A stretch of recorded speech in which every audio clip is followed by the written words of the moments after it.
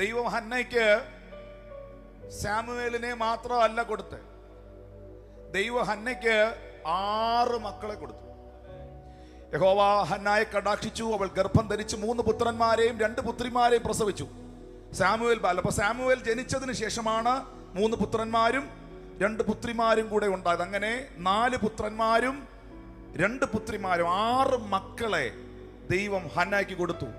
നിന്റെ ഗർഭപാത്രം അടഞ്ഞുപോയി, നീ മച്ചിയായിരിക്കും അവസാനം വരെ, നീ പ്രാർത്ഥിച്ചിട്ട് എന്തിയെ എന്ന് ചോദിച്ചവരുടെ മുമ്പിൽ ആ വീട്ടിൽ പിള്ളേരെയും കൊണ്ട് ദൈവം നിറച്ചു. ഇന്നിവിടെ കരഞ്ഞ അമ്മ, ഇന്ന് ഇവിടെ പ്രാർത്ഥിച്ച പിതാവ്, ഒത്തിരി പ്രതിസന്ധിയുടെ നടുവിലായിരിക്കും നിങ്ങൾ കടന്നു പോകുന്നേ. പക്ഷെ കർത്താവ് തന്റെ വരവ് വൈകുന്നെങ്കിൽ ഒന്ന് നീ കുറിച്ചു വെച്ചോ.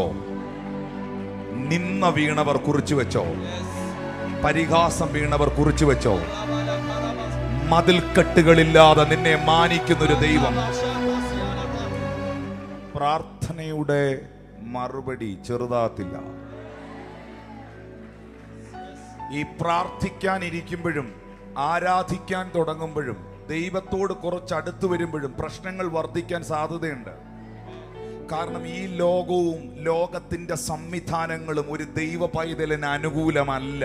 ആ ദൈവമകൻ ഇതിനെയെല്ലാം വകഞ്ഞു മാറ്റി ഒഴുക്കിനെതിരെ നീന്താൻ തുടങ്ങുമ്പോൾ കുറച്ച് ആയാസപ്പെടേണ്ടി വരും. പക്ഷേ ആയാസപ്പെട്ടെങ്കിലും, ആയാസപ്പെട്ട് പ്രാർത്ഥിച്ചെങ്കിലും, ആയാസപ്പെട്ട് ഉപവസിച്ചെങ്കിലും, ആയാസപ്പെട്ട് ആരാധിച്ചെങ്കിലും നിന്റെ സമയം വരും.